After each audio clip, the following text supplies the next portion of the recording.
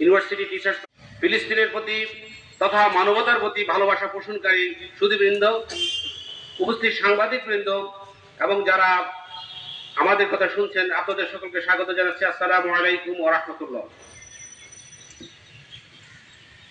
প্রিয় বন্ধুরা, সুধীবৃন্দ, আপনারা জানেন ফিলিস্তিনে যা হচ্ছে এটি কোনো নতুন কোনো বিষয় নয়। দীর্ঘ ৭৬ বছর থেকে দখলদার ইসরায়েল বাহিনী ফিলিস্তিনের নিরস্ত্র মানুষের উপর নির্যাতন চালাচ্ছে। প্রতিদিনই হত্যা, প্রতিদিনই খুন, রক্তের হোলি খেলা সেখানে চলছে। প্রতিদিনই মানুষের ঘরবাড়ি ভাঙা হচ্ছে, মানুষকে উচ্ছেদ করা হচ্ছে। অথচ পৃথিবীর সর্বত্রই আমরা মানবতার কথা শুনি, আমরা জাতিসংঘের কথা শুনি, আমরা ইউরোপিয়ান ইউনিয়নের কথা শুনি, আমরা মানবতার কথা শুনি। কিন্তু যখন ফিলিস্তিনে মুসলমান করা হয় তখন এই মানবতার কথা বন্ধ হয়ে আমাদের দেশে এবং অন্য অন্য দেশে যখন আমরা একজন মানুষ হত্যার বিরুদ্ধে যখন মানুষ ফুঁসে ওঠে, তার জন্য আমরা অনেক বিবৃতি দেখি। কিন্তু ফিলিস্তিনে যখন মানুষদেরকে হত্যা করা হয়, কাশ্মীরে যখন মানুষদেরকে অবরুদ্ধ করে রাখা হয়,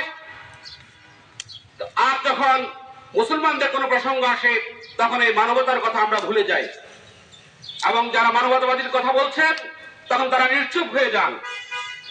এটি আশ্চর্যজনক হলো, এটি অবাস্তব নয়। কারণ পুরো পৃথিবীতে দুইটি শক্তির খেলা চলছে।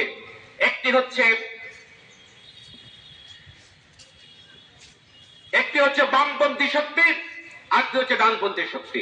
একটি হচ্ছে আলোচ্ছটা, আরেকটি হচ্ছে অন্ধকারের গড়ঘাটা। আমরা এটি সুস্পষ্টভাবে জানি যে ইসরায়েল একটি অবৈধ রাষ্ট্র, একটি জারজ রাষ্ট্র। পৃথিবীর ইতিহাসে ইসরায়েল রাষ্ট্রকে এক সময় খ্রিস্টানরা গুড়িয়ে দিয়েছিল। সেই বক্তে নাসের ব্যাবিলনের সেই যে সভ্যতা তারা গড়ে তুলেছিল, তারা ইসরায়েল রাষ্ট্রকে গুড়িয়ে পৃথিবী থেকে উচ্ছেদ করেছিল।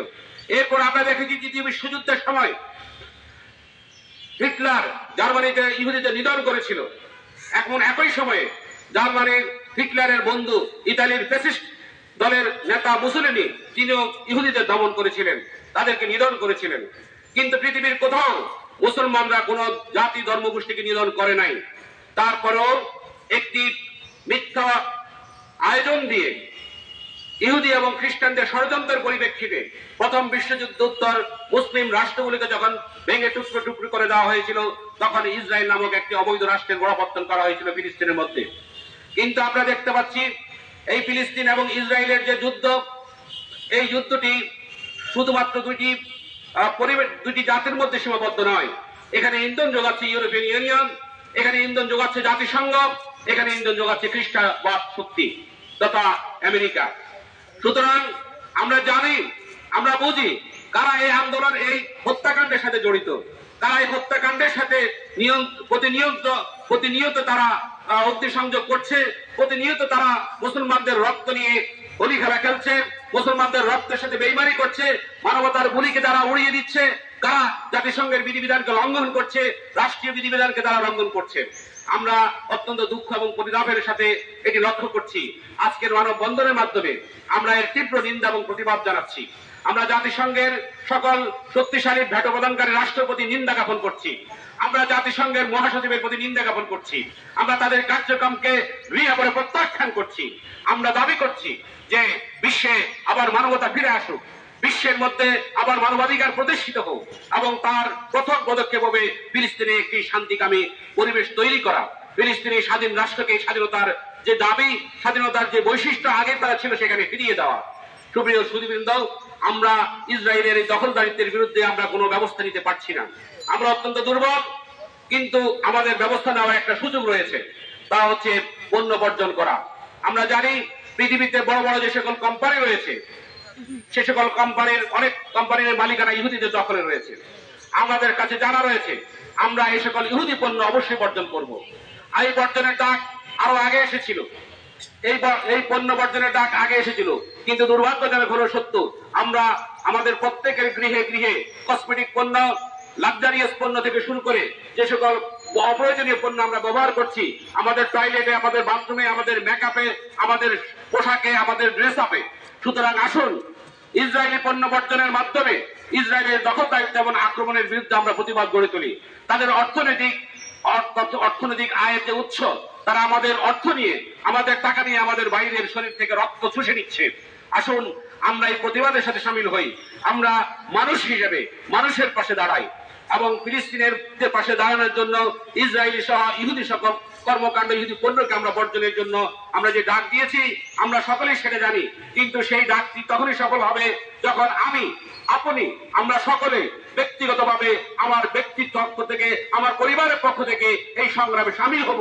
এই ডাকে যখন আমি সাড়া দিতে পারবো, তখনই আমার এই ডাকটি, এই আহ্বানটি বাস্তবায়ন হবে, নতুবা এটি আমাদের মুখের বুনিতে সীমাবদ্ধ থাকবে।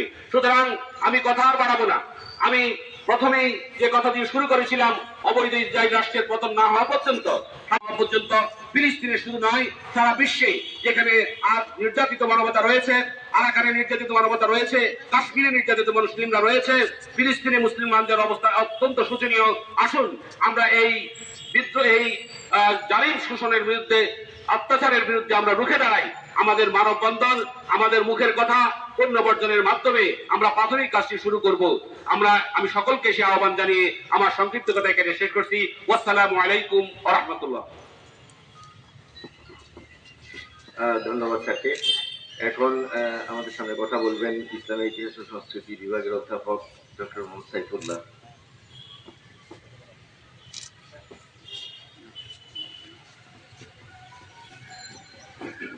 আসসালামু আলাইকুম সুধী মণ্ডলী এবং সাংবাদিক বৃন্দ, আসসালামু আলাইকুম। আজকে আমরা দেখছি ইসরায়েল তার সমস্ত সীমা লঙ্ঘন করেছে এবং এই সন্ত্রাসবাদী রাষ্ট্রটি এখনই এর অবসান ঘটানো উচিত।